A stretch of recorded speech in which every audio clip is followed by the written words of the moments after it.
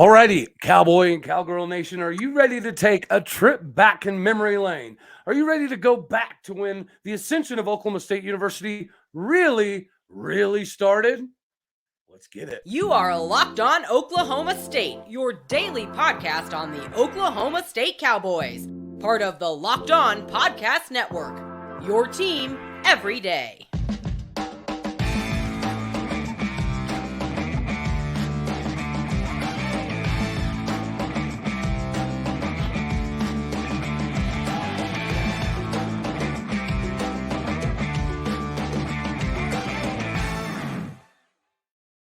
In today's age of football, sometimes toughness gets a little questioned.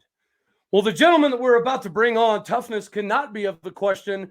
And he might even be able to explain to us how the man ran for 1,225 yards in high school with a hip pointer and a bad ankle. So how about it, Mr. Tatum Bell? How did you do that? 1,225 yards with multiple injuries? Come on, man. Man, and a separated AC joint shoulder. Didn't know that. Yeah, so you got robbed of 1,000 yards. Yeah, man, I learned at an early age, you got to learn easily. And then, so, missed like 3 or 4 games my senior year and still was one of the top backs in the state. But you learned at an early age that mental toughness and kind of sticks with you throughout your whole, life and your development. Yes, sir. How you doing, man? Thank you for having me on the show, man.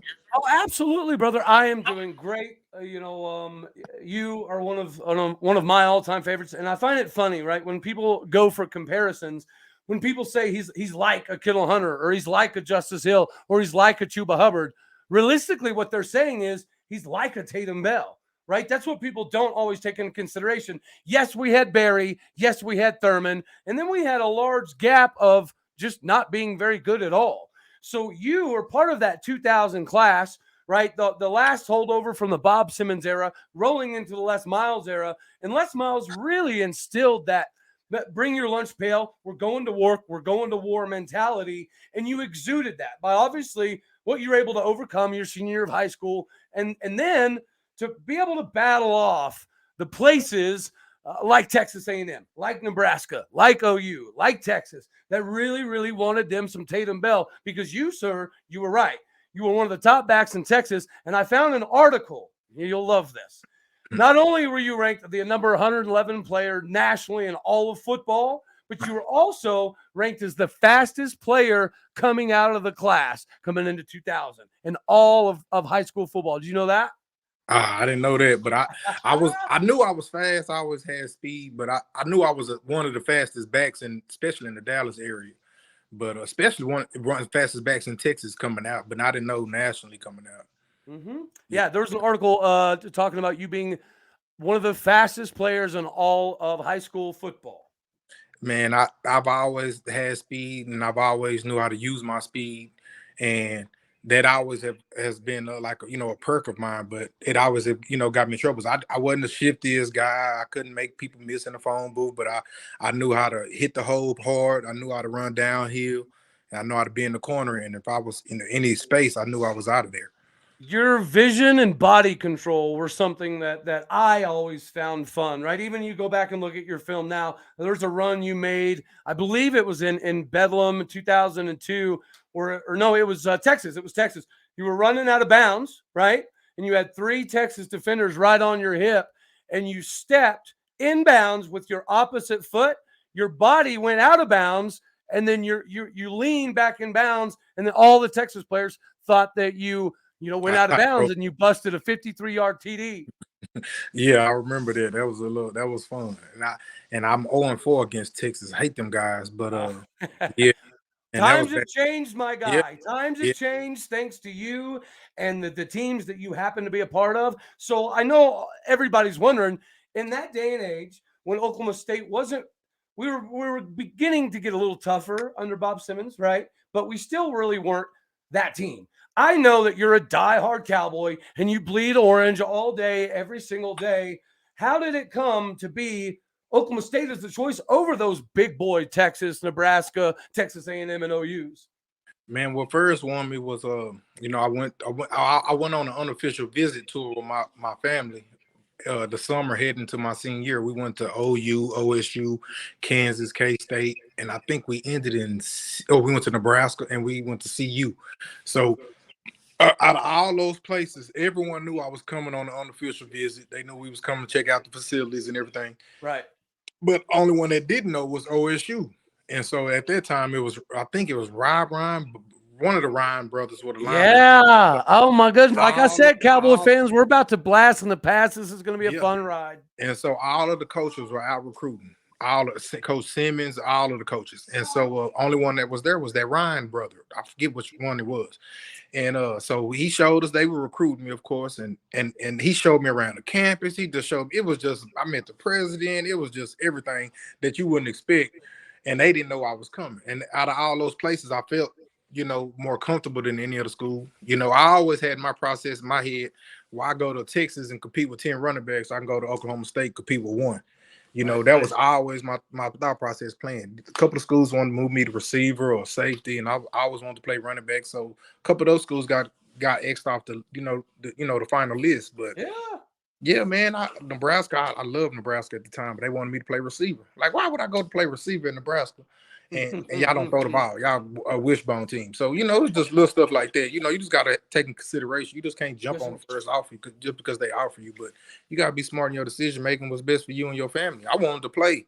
They told me, hey, I can come in and compete with Reggie. Reggie White was the starter. He was a beast. And I talk to him to this day. We good friends. And why they told me, hey, man, you come in, beat out the backup guys, and you be the second back. And Reggie might end up leaving his junior year to go to NFL. You'll have 3 years to start. Man, it played out just like that. So nothing was given to me. I had to earn it. And then, they brought in competition every year. So Seymour Shaw came in eventually as well, right? Seymour, Vimo, Vernon Morency. Wow. I forgot back then, bro. Vimo, he ultimately pushed me. He took me to another level because he came in. He was an older guy, first of all, because played baseball. So he was more mature than me, and he's been on the scene. And he was from Florida, so Florida and Texas, I always got athletes, and he pushed me every day in practice because he used to come out there and just making plays. So I'm like, okay, I got to make plays so I can stay on the field. Competition just bring the best out of you, and I've been competing since I was in high school, so it was nothing new to me. So just bring it on, and that just kind of give you that dog mentality, dog eat dog world. So hey, man, I'm going to go out there and get it. They're going to have to put me out the field. And I think, honestly, I totally forgot about Vernon. He's probably one of the most underrated backs because he had more success in the NFL, technically, than he did in Stillwater, right? So I think he's one of those that does get kind of undervalued a bit. So I think it's really, really cool that you reminded all of OState Nation about how good we were and what we were becoming back then. But I want to hit on something that you just kind of covered. Nowadays, you see a lot of recruits that they get enthralled with the sticker on the helmet, right? So it's not always about, well, what offense fits me best? What team fits me best? What style of play fits me best? And what's most comfortable? Sometimes it's more about the stickers or the financial potential. Could you kind of break down a little bit of why fit matters, why relationships matters, and why comfortability in where you're at matters? It matters because you don't want to be there, and then your coach, because how the coaches are when they recruiting you, totally opposite how they are when they get to the campus. Yes, sir. Some of them take on the role of being a big brother, a father figure to you. Some of them don't. Some of them just strictly business, and you got to respect that too. So I had best of both worlds. I had a coach that was just strictly business. I had a couple of running back coaches that were strictly, wine and dine guys. They'll have all the running backs over, family Thanksgiving those days. So it come with it. It's part of it, but. And your mindset has to be, hey, I'm trying to play. I'm trying to get to the next level. So what's my best, easiest route I can do that? Why go to Alabama and compete with 20 running backs when I can go to Oklahoma State and compete with maybe 2? Right. And just that's the stuff that's how you have to look at it. That's why I tell my kids now, like, if you're gonna go to Oklahoma State to run track, maybe they're going to get 5 other sprinters. Like I'm talking to my daughter, so that might not be the fit for us. We might have to go to University of North Texas. Either it's always options, and Yeah, it's always yeah, yeah. somebody that's gonna want your service. So you have to really, really take your time and evaluate it. Don't just jump on the first thing you get, and be thoughtful of if you want to play, if you really want to take it serious, or you just happy just getting a scholarship and being on the team. I had dreams and goals, so I wasn't just Absolutely. happy, and I wanted to be part of the process turning it around. And fortunately Simmons was there up one year and we sucked that year. But when Miles came, he brought in a whole new mindset, a whole new dog world. And we Mm-hmm. were physical, we ran the ball we had a fullback every play. We were physical. We practiced that way. And then with Simmons, we wasn't nothing like that. We didn't practice nothing like that. And Miles brought in that whole mindset. And Gundy was my OC at the time. And Yes. and he just kind of took over when he took over the reins and just developed and grew, started getting the athletes, and here we go. And we don't even get the 4 and 5 stars. We get what 2 and 3 stars, and we just develop them. We always had good coaching. Yeah. Was Rob Glass around when you were there? Obviously, yeah, no, he wasn't he? Who did you say? Rob Glass? No, Glass? Glass came after me. Yeah. Now Gary was there. Gary's still around. Gary was there. He was our head football guy. Now I think he's over the wrestling team, but he still works with the football team. But Gary's one of my good guys. That's my guy. That's good. Well, so we've got a rich tradition at wide receiver, right?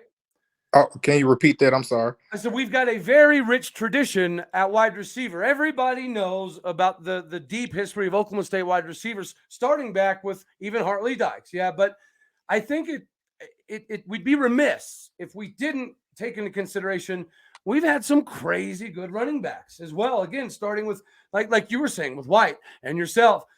Seymour Shaw looked pretty promising there when he was very, very young. And then your Dantrell Savages, your Kendall Hunters, your Justice Hills, who's still in the league. Chuba Hubbard, who's making moves still in the league. And now we have, Jaylen Warren, who's doing a lot of massive things with the Pittsburgh Steelers. So that's one of the reasons I really wanted to do this is because I love the nostalgia, right? I love the memory lane. But I do think that the running back position, it seems to be something that's in question at the very moment. And I wanted to have a discussion about not only how deep our history is at running back, but also how deep this particular squad is right now. When you see Jaden Nixon, right, you got to see a little bit of yourself there. When you see Ollie Gordon, he's more of a Keith Toston bruiser type of back, right, similar to Dominic Richardson. But from what you see, right, I know that you stress vision and things of that nature. When you say Jaden Nixon and Ollie Gordon, what about them excites you for their future in Stillwater? See, what's so crazy about it, I've been following them guys since they was in high school. I'm in Frisco, and Ollie, as soon as I moved here, as soon as I moved here, all I was hearing about was Nixon. Come to find out, I know his dad, and Lone Star is about 10 minutes from me. Oh, that's awesome. So you know Rangel too. Yeah, exactly. I've seen them play 7-on-7 with them. I coached at a high school that's right next to him. It's called Little Elm.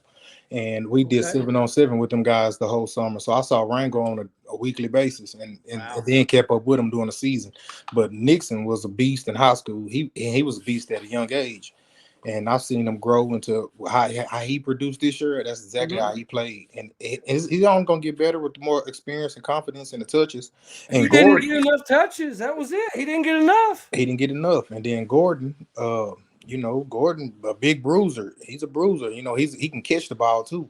So he's just an athlete, man. And he has that weight to keep up with the the size and the height to keep up with that weight he gonna gain. So we got a nice 1-2 punch. They just young. And with the banged up, we were so banged up this year, man. Like our receivers couldn't stay healthy. The offensive line was hurt all the time. And Richardson, the other running back, he's just downhill, and he'll be our short yards runner, Yeah, he's phenomenal at his job. All right. If his job is to get 2-3 yards, there's nobody else on the roster that you could trust more to do so. Exactly. Yeah. Like he'll get with the plays drawn up to play. But if it's blocked to get you 5, he'll get you 5.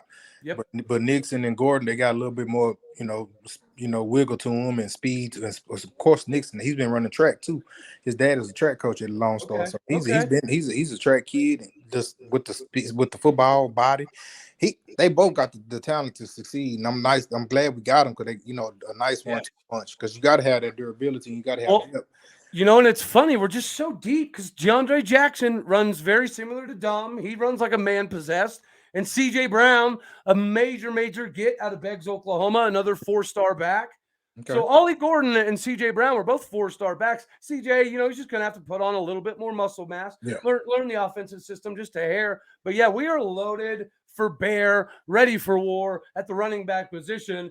And real quick, I want to talk about some of the greatness that Tatum Bell brought to the university. But we got to pay the bills real quick. Everybody, today the show is partially brought to you by Bet Online. Bet Online is your number one source for betting, info, stats, news, and analysis. Get the latest odds and trends for every professional and amateur league out there. From football to basketball to soccer to esports, we've got you all covered, boo-boo. Go to betonline.net right about now. And if you love podcasts, guess what? Got you covered there as well. We're the best fix. We're the easiest way to get your betting fix. Head to the website today. Use your mobile device to learn more. That is betonline.net. Here on Locked On Oklahoma State, we're just here to put you in the right direction moving forward. All right, Tatum, you ready for this? When you showed up on campus and, you really kind of took over some of the reins in 2001, you rushed for 1,052 yards, 8 TDs. 2002, things are looking up, 1,454 yards. And then things are looking up again, 2003, when you run for 1,528 yards. Every year, you saw nothing but more and more and more and more success. In college football, big-time college football, and again, this is when you had to play with heavy hitters, right? Yeah. Nebraska was a dog. A&M was a dog. OU was a dog. Texas was a dog. Colorado back then, was very, very, very good. Missouri, K-State. So you had to show up constantly. Yeah, because that was right in the beginning of when Bill Snyder got K-State turned around. Because he took over in 89, right? Yeah. And by the time you got there, they were pretty salty. They were solid. They had Bishop, they had Sproles. They had some guys. They were always in the mix.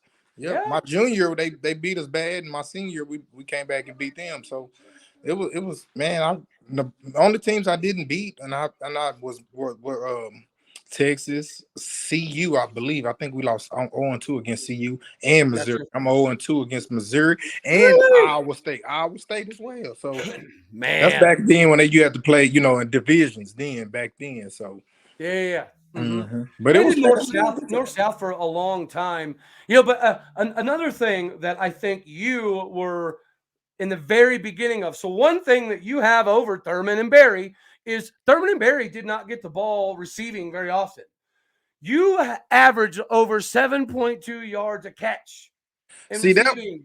Go ahead, man. I didn't catch too many passes there. That was kind of the knock on me. Oh, he can't catch, but I never even really had the targets. I wasn't in that kind of offense. Bro, you averaged over 7.2 yards a catch. Yeah, they didn't throw you the ball enough. Was never a first read and then when I got to the Broncos, they of course run first, would never throw the check down. So now check down is the thing now, and I would love to play an offense like that checks down all the time. And you're gonna be getting the first read out the backfield.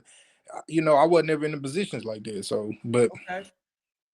Well, we could talk about your 4,285 yards at OState all day, every day, or we can move on and we can talk about the 3,499 yards you rushed for in the NFL. Okay. One more yard, Tatum. One more yard, my guy. One more yard for 3,500. Come on, man. I didn't even know that, but man, that was a good time in my life playing in the NFL, and it was a difficult time, but it was a dream come true, and man, it was just good. It was a blast. So walk us through a little bit of the draft process for you, because you were number 40. Was it 40? Number 40 pick? 41. 41. Yeah, something 41, like that. 41. Yeah, okay. And to the Denver Broncos. But interestingly enough, they had you very, very valued up in the first round, which is why they were willing to make a trade to not only get you, but Champ Bailey at the exact same time. That was exciting playing. I got to play with Champ, and man, that was exciting. But the draft was just an exciting time for my family, myself. It was a dream come true. I had a draft party at the house, and I never forget when the Broncos were calling. This when they had house phones, and Yeah. caller ID, and phone was ringing, and my mom didn't hear the phone. She was in there doing the dishes, and everybody was loud. We had a margarita machine. I think that's when they first came out, margarita machine. So we had one of those, and my mom and my dad like, everybody be quiet, the phone ringing. They didn't call like 3 times. Oh, my mom was like, who is this Colorado number? I don't know this. That's what she's saying. We like, hey, give me the phone. That's Colorado. That's you were a Broncos fan though, growing up, correct? I was a Cowboys fan until '98 when we passed on Randy. When they passed on Randy Moss, that's when I stopped being a Cowboy fan. Roger. Gotcha. And then I kind of, they showed the Bronco games in Oklahoma, so I always watched Portis getting off in college. So I was like, man, I used to like him. That's who they got rid of to bring you in. They got rid of Portis, and they got Champ Bailey in a trade to draft you. Yep, exactly. So that I always watched his game and looking up and not knowing that a couple of years later I'll be in the same shoes, wearing the same number. But that was a good time, the draft, and got my name called, and it was just like a dream come true. And but that's the easy part of making it. The hardest part is staying. Yeah. Oh wow, that's very well put. Actually, that is very well put. Well, your debut was in 2004, and you were the leading running back of all rookies in the AFC. And then the following year, you had 952 yards. I know, just came shy of a K, Bubba. Man, I've always split carries and split time. Even in high school, I didn't start to my senior year. I've always rotated. Really? My junior year, not my junior year. In college, I've always rotated, and of course, I was the guy, but I still had competition. I rotated. In pros, same way. I came in. I thought I was going to be the guy, but they had other plans. They had guys got hurt around. I played with Quentin Griffin. He was there on the team. Yep, Q was a good friend of mine. He's a good friend of mine. We still talk to this day. He's coaching in Houston. And so you correct me if I'm wrong, but when you showed up to Denver, Quentin Griffin from OU, 22, he was already there, and then you passed him on the depth chart, and then they sent him home. Isn't that correct? No, I didn't pass him. He was the guy until he had got hurt. Oh, okay. Yeah, he was the guy. He was the guy. He balled out the first game of the year. We played the Chiefs. I think it was Sunday Night Football, and Q had like 3 or 4 touchdowns that game. He balled. He was the guy. He had got hurt, and then he had like season-ending surgery or something. And so now they passed the keys to Reuben Drones, and Reuben Drones took off that year and had like 1,400 yards. And so I rotated. I didn't get hot to maybe find my groove until like the 10th or 11th game of the season. It was against the Dolphins. I think I had like 100 yards. And then that's when it clicked for me. Like, okay, I got it. Okay, this the zone. This is what I was doing in college. Okay, I got it. It just came to me. Then once you get it, you eager for more. And then my second year, it was Mike Anderson. He had 1,000 yards. And like you said, I had 900. I was rotating. We was rotating. And, Shanahan went with the hot hand. Whoever get in there and get hot, okay, that's what he kept in there. That's how he always rolled. And then my third year was me and Mike Bell, and I had 1,000 that year. And then then they traded me to Detroit, and then it was downhill after that. Yep. Yeah, you go over a K in the NFL, which is very, very hard to do. That in and of itself puts you in an exclusive club, right? I think people forget how small of a percentage of people actually not only make it to the NFL, right, but like you have the ability to stay. And then at the running back position to get over 1,000 yards. And this is back when running backs got the ball a lot. 25 carries, 30 carries. That was just a day of work. Right. 1,400, 1,500 yards. That was a normal thing back then.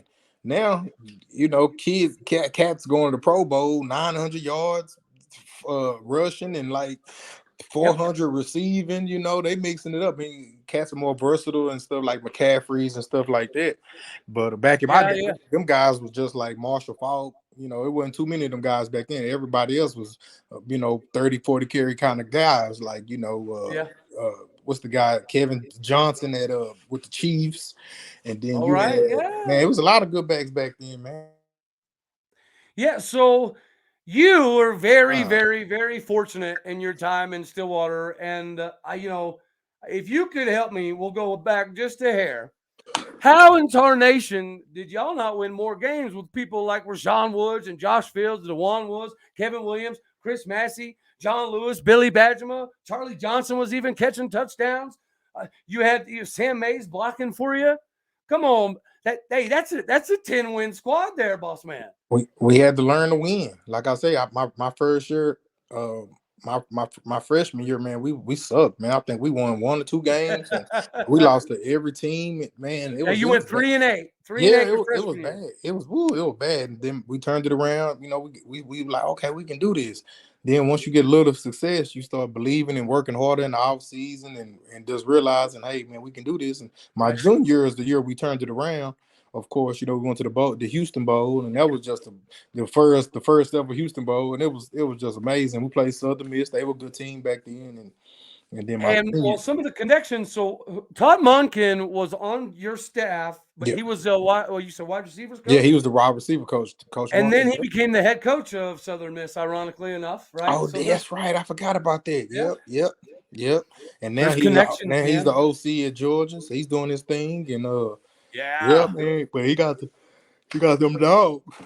You got them dogs in Georgia, so they love. Now that's you talking about loaded. But no, we had the talent. Our defensive line was loaded. I played with K-Dub, Greg Richmond, Kareem Smith, and man, we played Antonio Smith. Man, we had some dogs. All them played in the NFL. Antonio Smith, K-Dub, man. He made a very big name for himself with the Houston Texans. Yeah, and a little bit with the Cardinals. The Cardinals, yeah, both. And then K-Dub was with the Vikings, and he was a first top 10 pick. Man, it was just so I got to play with them guys. We should have had more guys drafted, you know, or playing in the NFL.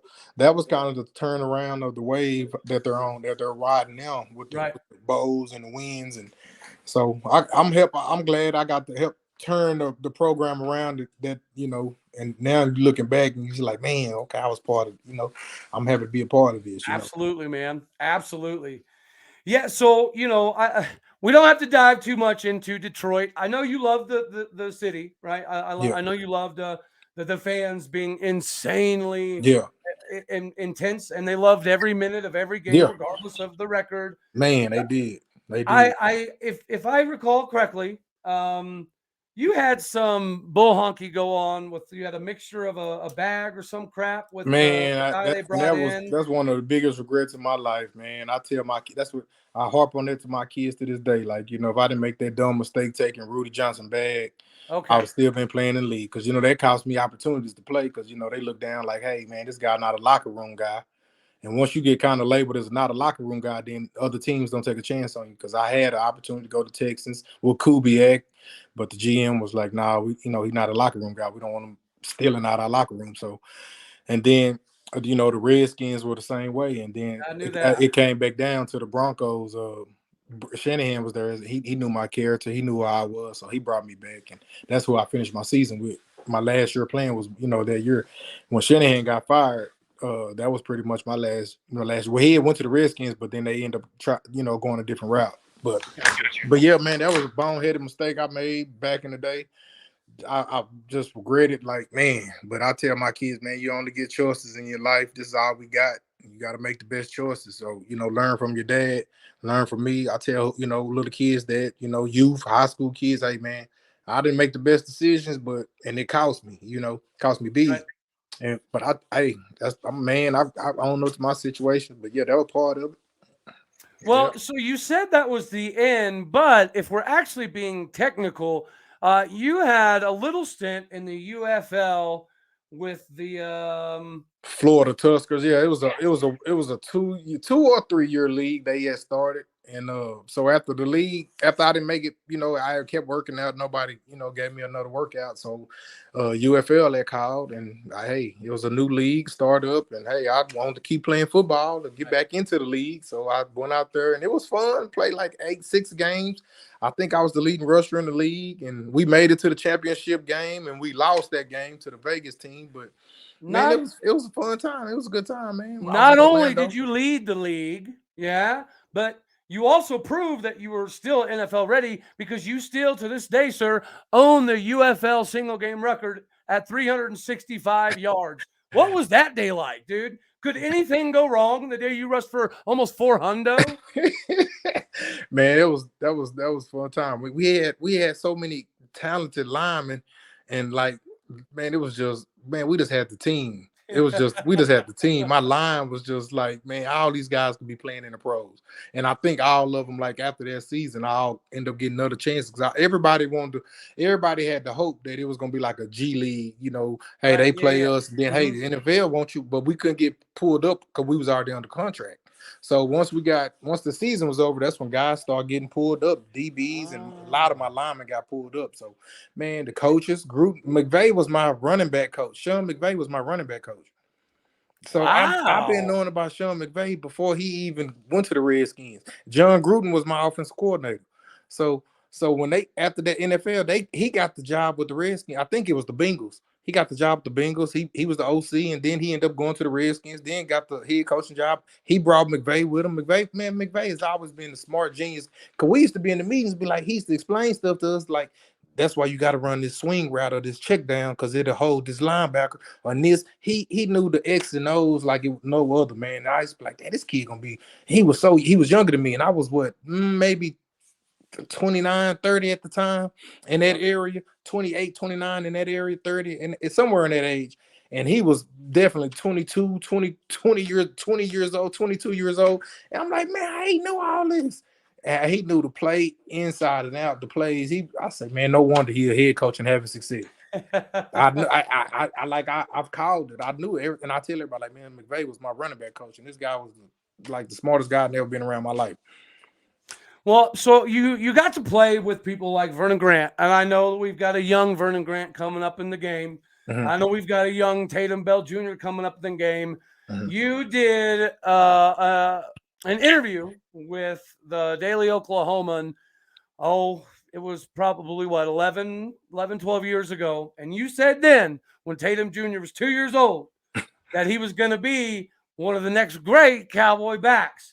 Is that still something that he's looking at, even though he might not be as fast as his sister? I don't know. I'm just hearing rumors out there now.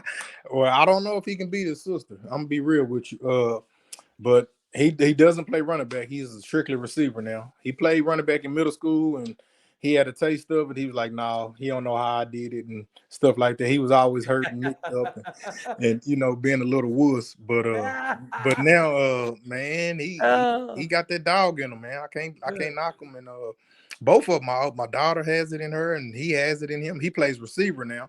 So, of course, I'm pushing Oklahoma State on both of them. And my daughter, she's all for it. And my son, I like North Carolina. I like this. Man, why you like them? I like the uniforms. I mean, you don't even know the culture of North Carolina. How you like North Carolina, and stuff like that. But, I'm pushing orange and black on them tough, man. Well, hey, let him know that this is the contract year for new uniforms. So we're about to roll out with a bunch of heavy hitter stuff, too.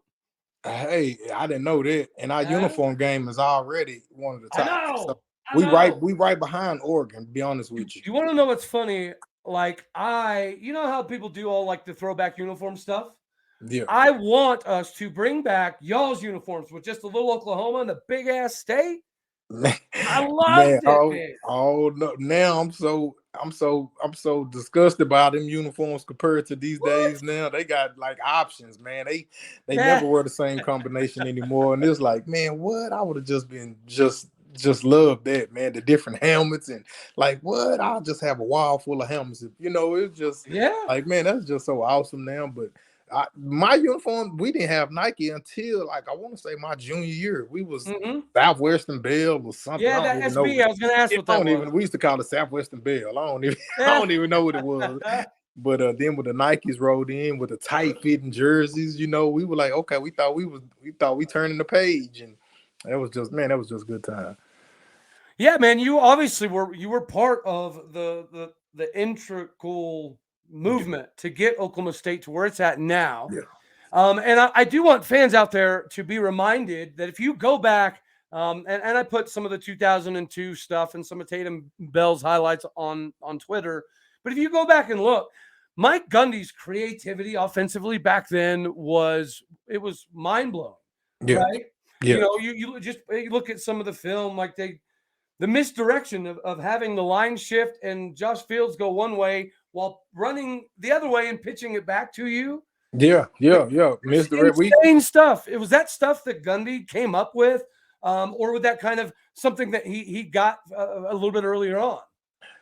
Well, Gundy came from Maryland, so his offenses were rolling. I think he coached I forget the running back, Lamont Jordan. He coached Lamont Jordan and them guys, and then he came to OSU, and then with Monken brought ideas, and Miles had his ideas. He came from Dallas Cowboys, so we were Miles was kind of like that Bill Parcells, time man and time. We're gonna eat the clock up. We're gonna run the ball. We're gonna play good sound defense. That was kind of our thought process. But man, if we needed first downs, I know we were moving the ball left and right once we got it rolling, because we could run the ball. We had two receivers. Of course, we had Woods, and we always knew they were going. We game planned every week knowing that it was going to be a cornerback and a high safety on top of Woods. So we always knew the alley that way was always going to be open. We always knew that. You block that edge, I can get around the corner. I can make the cornerback miss, and I'm a touchdown. That was always the game plan play, because we knew, and if you ever one-on-one them, he was gonna kill you, like SMU, like they done, but kept playing man the whole game, bump and run. Okay, that's why he gonna have 5-8 touchdowns like he did on y'all. 7 TDs in one game. It's still tied for the record, by the way. In the history of college football.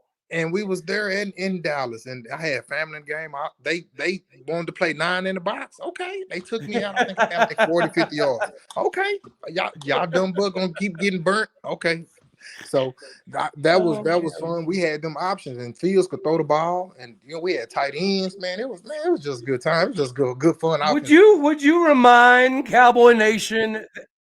Would you remind Cowboy Nation that if Fields didn't pick baseball, he was an NFL caliber quarterback? Man, he could throw the ball. He could throw the ball. And he was smart. He was smart. He could drill it. He had the touch pass. He had an arm. He had that baseball arm. You could see it. He reminded me of, like, he wasn't as tall as Herbert, but he had that Herbert, Josh Herbert. That's a good one. He had that rocket arm like that, and you could see it. And he was accurate too, man. He was smart in his decision making, and he definitely could have had a career in football. So you mentioned how a lot of defenses would do the single high safety, and the single high safety's objective is to have one job, and that's not let anybody behind you. But as part of Josh Fields, the X's and O's side of things, he was very, very bold when it came to Gundy, right? He would get on the headset and say, "Hey, coach, why are we not calling this play yet?" And then Coach Gundy would call that play, especially against OU. And y'all noticed as a team early on in preparation that their safeties bit so hard on play action that you guys were going to have opportunities to beat exactly what the defense was designed not to get beat by, right? That's why the 2002 term is Rashaun is still open. Yeah. But it's because they respected you so much that it allowed all the weapons to come to fruition, and you still rush for over $100. Right. I've always had good games against OU. Might not always won, but I've always had success against OU. That was always like back then. That was our Big 12 championship. We were never in a Big 12 championship conversation. So playing OU was always our bowl game. We didn't make a bowl. That was our bowl. And if we made a bowl, that was our Big 12 championship game. So we always had that mindset, that they were the big brother. We was the little brother. We got to go out and prove ourselves. And we played that like we played with that chip on our shoulder against everybody, with the rest of the Big 12 as well. We started turning the curve and started learning to win. Like I say, you have to learn to win. It costs to win, and we had to pay the cost, and we had to learn in our minds. Hey, man, we getting these close battles. Hey, we can't make the same situations, the same penalties, and man, we just start a lot of growth and a lot of good leadership on the team as well. Yeah, guys like myself, I used to you got to hold them guys accountable. You got to hold your teammates accountable. I used to get on the line, man, open the hole, man, what y'all doing? Come on, and stuff like that. Then receivers not blocking. I'm saying something to them. If I could have had a chance to break a long one, and if I get beaten pass protection and give up a sack, hey, they mad at me. So hey, they cussing me out. So it was you have to call. I used to get on the D. Me and the guys were friends, So me and the D line, I used to get on them. Hey man, you could have had this sack. What happened? Oh, all right, watch this. I'm gonna get this sack on this next one. All right, well, I'm gonna get this touchdown this next series. Okay, and that was the mindset. We just kept going and kept rolling with that, and that's just how we are. That's how we were. I mean, so you got to play against Quentin Griffin and then with Quentin Griffin. Yeah. But I'd like to take a moment, if we could, to talk about somebody else that you not only played with in college, but you had the honor to play with in pro ball as well. And that's Darrent Williams. Yeah. Yep. And everybody can look back, right? Champ Bailey, actually, I don't know if you knew this. Champ Bailey had in an article after the tragic of shooting of the limousine that he said that Darrent Williams was the only player on the team that had the ability to ever catch any of Champ Bailey's records. Absolutely. When I hosted D Will when he was a incoming fresh, and when he came to visit, and I had knew about him from ODY from Fort Worth, because we both Dallas area kids, so I've been knowing about him since high school anyway. And when he came on his visit, I got to host him, and it was I kind of won him over because I was like the best recruiter host, and so all my recruits committed, and so he committed. He was an instant impact. I think he started as a freshman and made plays, a punt returner, pick. He just had that dog in him, man. And size didn't matter. And he wasn't the biggest guy, 5'9", but he had that heart of a lion, and that was something that he displayed all the time. But that was my guy. And then when he got drafted with me in the pros, it was like college all over, man. We back together. We was at each other's houses all the time. We used to go out to eat all the time. Man, that was our families was close from college, and then got to our moms used to hang all the time in Denver. We used to get them some money. They used to just go out, go shopping, and go to go to eat and stuff like that. And our families were always together. That stuff they talked about in college, like, could you imagine if we ever? And then it happens. And then it happened. And it was a year later. Yep. And same city, and I was 26, he was 27. Yep. Man, it was just a good time, man. Then we used to come back home in Denver and Dallas. We used to throw parties for the city. And we used to have some fun. Awesome, it was a good time, man. D Will was my guy, man. He truly missed. Now his son is a senior at Texas Commerce. He plays cornerback, and he's entering the draft. So he'll be making somebody's team. You'll be hearing about him soon. But so he'll be coming up next. And then little Vernon Grant, one you had mentioned earlier, his son plays at Duncanville. He's like one of the top linebacker safeties in the state. Roger. And I don't even know if we've offered him, but I know we need to offer him because I'm telling you, he's a beast. All you got to do is need on that defense. Yeah, and he plays on the top defense in the state of Texas. Okay, I didn't know that. Duncanville, man, they've been one of the top defenses in the state. All these teams that score 30 and 40 points a game, that doesn't happen when they play Duncanville. That's awesome, man. They got to go ahead. We've got Rylan McQuarters on the squad. We've got one of Kenyatta's boys, Elijah, on the squad. Last year we had another one of Kenyatta's boys, Solomon, on the squad. It seems to be something that we're doing. Coach McIndoe's boys on the squad. We got J.W. Walsh on the sidelines. We got Greg Richmond on the sidelines. This bringing everything back for Gundy, it just, to me, it makes the Cowboy culture even more meaningful.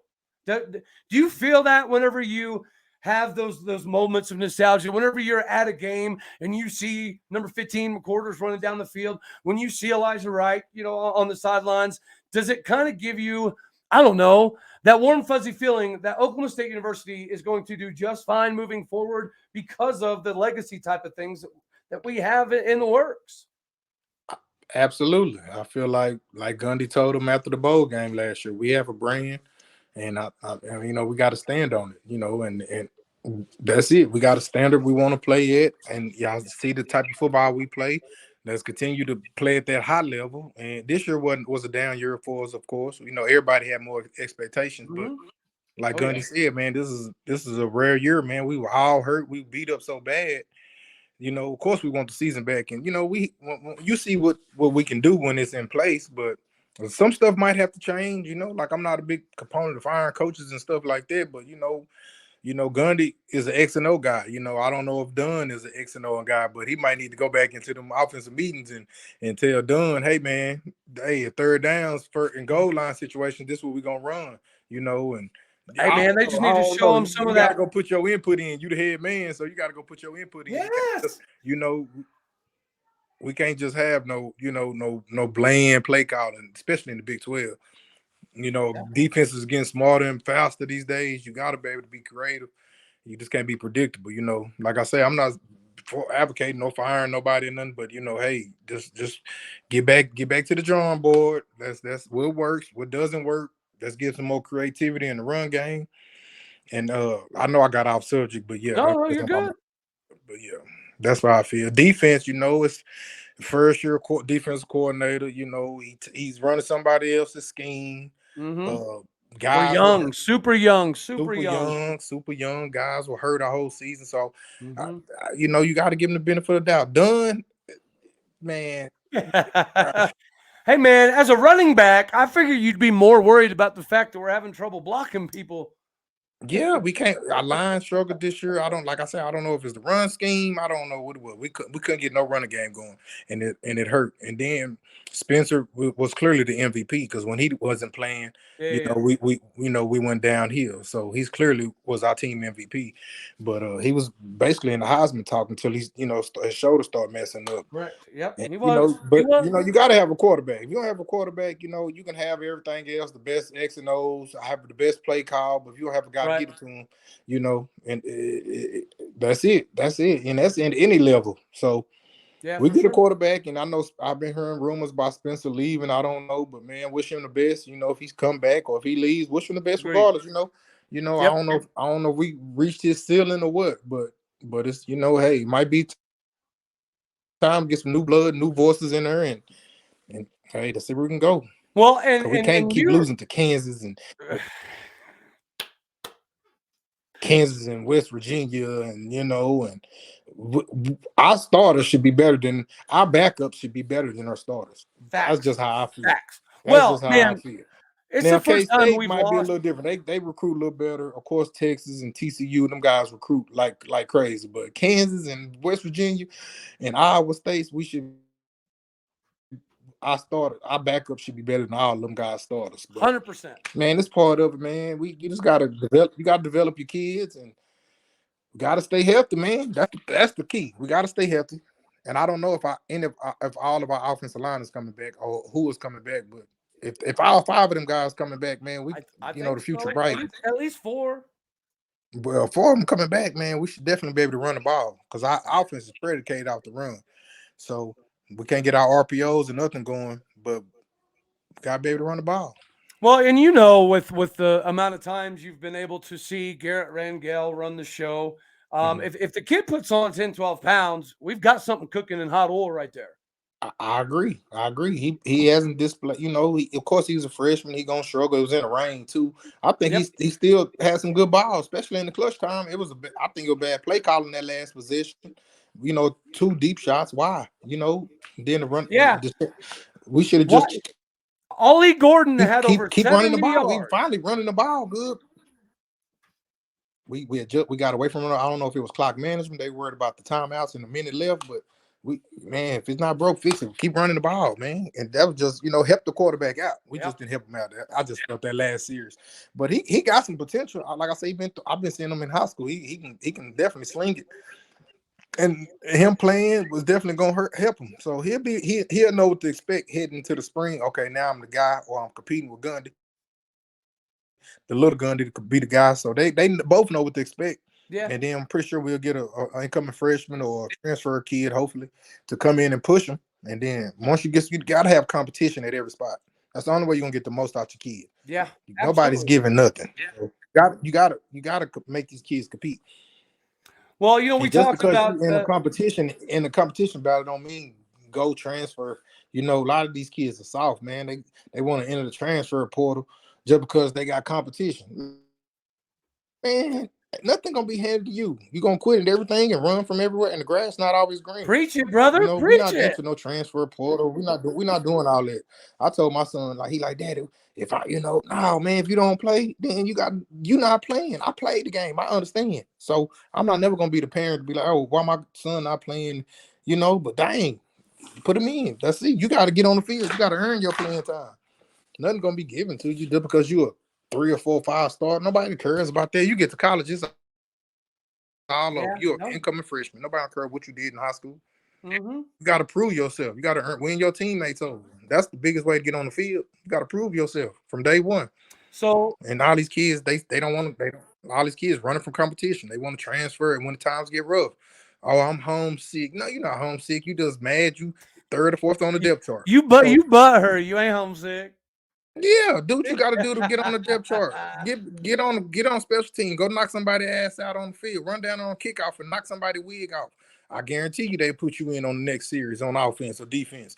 That's all you got to do. You got to open them coaches' eyes. And if you're not doing it in practice, you got to do it in the game. So you got to earn your keep. Well, and I always played like that. I always had that mindset because I've always had to go through that. So I'm not saying to every kid, but that develop. You got to have that competition at every position. Even the kicker got to have competition. You got to have competition everywhere. Long snapper, everybody. Ollie Gordon was in on several special teams tackles this year. Like you saw him show up in special teams a lot and then equaled more playing time at the end of the season, even though he had that fumble early on in the first few games. He earned his time back on the field due to special teams. So you're 100% right. Well, and look at another one, Devin Harper. People don't realize Devin Harper spent 4.5 years at Oklahoma State only playing special teams and some of the time barely playing special teams. And then he stuck it out, right? Right. He hung tough because he knew he had dudes in front of him like Amen and Bog Mamiga, who's still in the NFL with the San Diego Chargers to this very day. And then when he got his opportunity, it took 5-6 years. Yes, it did. But when he got it, him and Malcolm Rodriguez shut it down. Yeah. And it earned what he's doing in Dallas right now. He will probably tell you if he'd have left at any point in time, right? He doesn't get drafted. He's not playing in the NFL like he is at this very moment. So for all of the kids, recruits, and current players at current universities, if the situation's just bad, then yes, you got to do what's best for you, what's best for your family. But if it is just simply due to a competition thing, why did you show up to a big boy D1 football and not expect you to have that level of competition? Because how are diamonds made? Via pressure. Yep. And like I said, Charmin toilet paper don't make diamonds. That goes back to what I was saying about the recruiting. You got to have a process when you head into recruiting. You got to see the forest through the trees. You if you're gonna go to Alabama, you just know if you're not the big dog in your city or your team now, you're not gonna go to Alabama and be the big dog. That means you're gonna have to red shirt. That means you won't play until your junior or senior year, which that's Alabama. Hey, okay, they got 5 stars sitting at they 5 stars. So, like I said, if you want that smoke, okay. If you don't want that smoke, get out the kitchen. Yes, sir. Well, so I want to get real quick. We talked about Darrent Williams a little bit, right? Did you know that you were obviously number 7 after your freshman year of being 33? I'm assuming the reason you're 33 is because 7 was taken. Yep. Okay. So D. Will wore number 9, but he's number 1 in Big 12 history and punt return yards per return. Did you know that? Number 1 all time in Big 12 history. You, sir, ironically enough, you were number 7 all time in the history of the Big 12 Conference to this day, and points responsible for at 96. Rashaun Woods is number 8 at 90, and Luke Phillips is number 5 all time at 103 points. Man, that's my guy, Luke. That's my guy. Yeah, Luke was an athlete. People didn't know that about Luke, man. He wasn't just a kicker, man. And then he got it out the mud. He was one of them guys got overlooked and had the competition as well. And then, man, he was a baller, man. He ran a couple trick plays for us. That was my boy. We talk to this day. He's a good friend of mine. You are right. He is more than an athlete because not only is he in the top 5 in points ever, he's also number 1 all time in Big 12 history and field goal percentage still to this day. I can see that. Luke should have made it to the league and had a long career. Yeah, he got overlooked. Isn't it crazy? Yeah. Kickers especially, OSU's had a pretty good line of kickers that are in the league, right? But kickers in general, it's just so hit and miss. You're just bouncing all over the place, and you get called for a couple games, and you might not get called for a year. Yeah, kicker's just an odd deal, especially back then. And you're right, Luke did get robbed because the Big 12 had a lot of heavy hitters back then. And so for him to still be number 1 in field goal percentage this amount of time later, it's not something that should have been taken lightly, but it was in the NFL's eyes. But you know what? I'm trying to get Luke on the show, so maybe I'll let him divulge how he got overlooked and how I don't even know if he still knows that he's number one in Big 12 history in percentage. Man, he might. I wouldn't know. I don't know, but you know, like I said, I catch up with him. We talk to the games. I seen him the last couple times I came to Stillwater. So yeah, man, good friend. We stay in contact, and you know, Richard Swartz, that's one of my buddies. He played running back when I was there.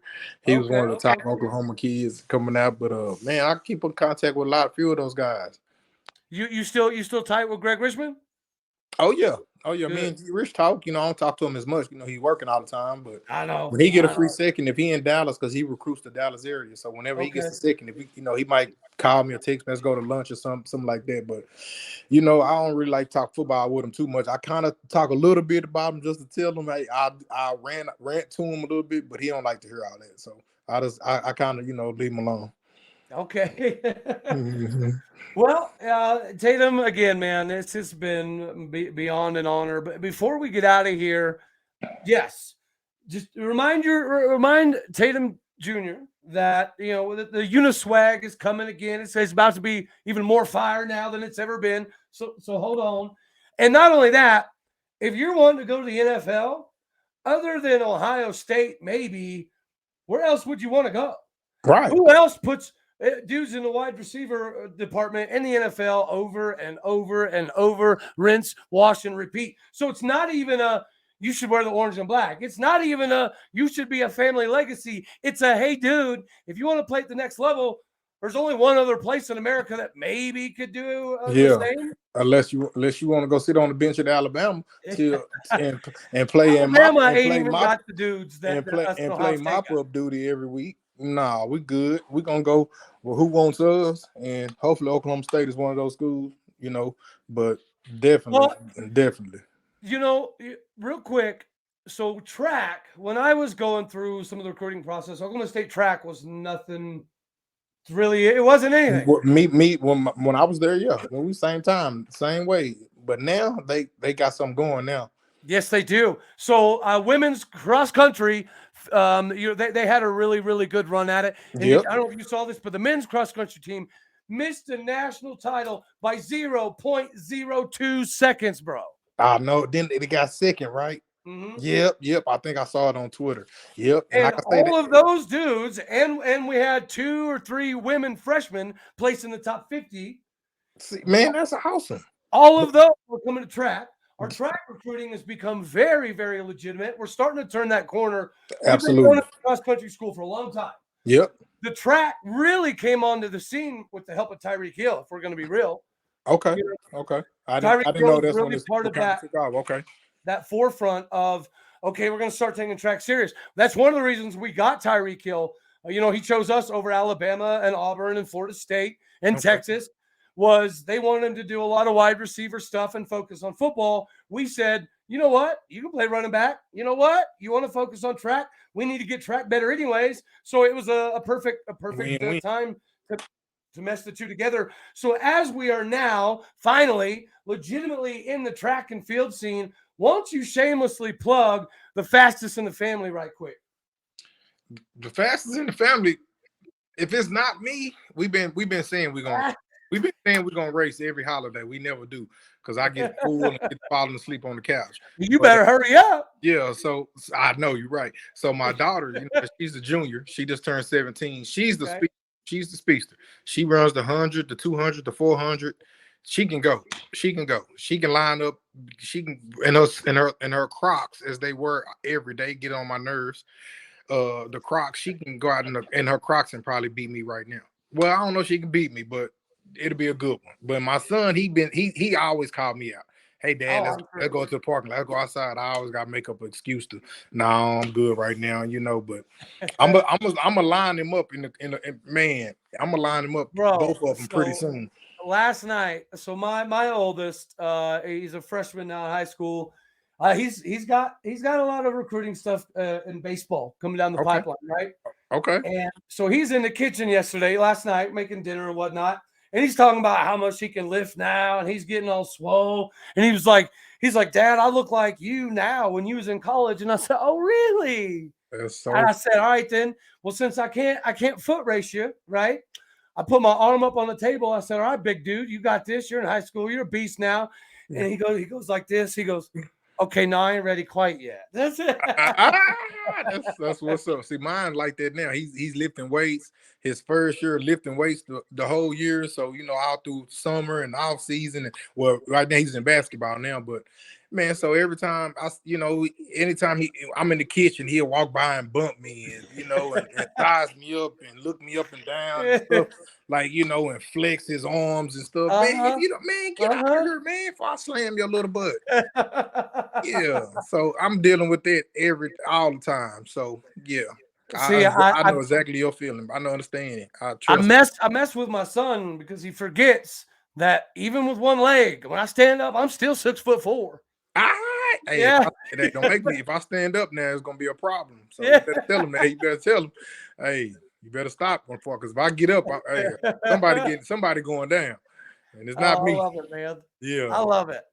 Yeah, so we cannot wait. I'm telling you, man, and I promise you, I'll do everything in my power to kind of throw some light over the juniors' way, because again, look, not just from a fandom, not just because of the color. Yeah, like legitimately, if you play wide receiver, Oklahoma State has to be one of your top options. It has to be something that you at least consider, right? I don't know if you caught the show the other day, which, by the way, we definitely got to get you and Stephon Johnson Sr. hooked up. You guys could do a lot of really cool stuff together. I know that for a fact. Absolutely. Right? I don't think I'm overstepping here by any stretch. No. His son, right? His son yeah. really wanted to go to Oregon very, very much. Yeah. And as soon as the coaching change happened, it came down to relationships and who's going to be able to get the most success. And Casey Dunn has a proven track record, as does Oklahoma State, in getting that success out of that position. Yeah. So it's a no-brainer. No-brainer. And why go to Oregon and be away from your family and make it hard on your family? Dad want to go to every game, the family, right, where they want to go. And not saying that they can't, but it just put extra stress on the family that you can help, that you got, like I say, in the thought process. You can go where you want to go and be happy, son, but just know if your mom and dad want to go, it's just gonna be, hey, we won't be able to make it every game. Like if you're in Stillwater, hey, that's 4 hours. Hey, we can get there in no time. Hey, that's right up the street.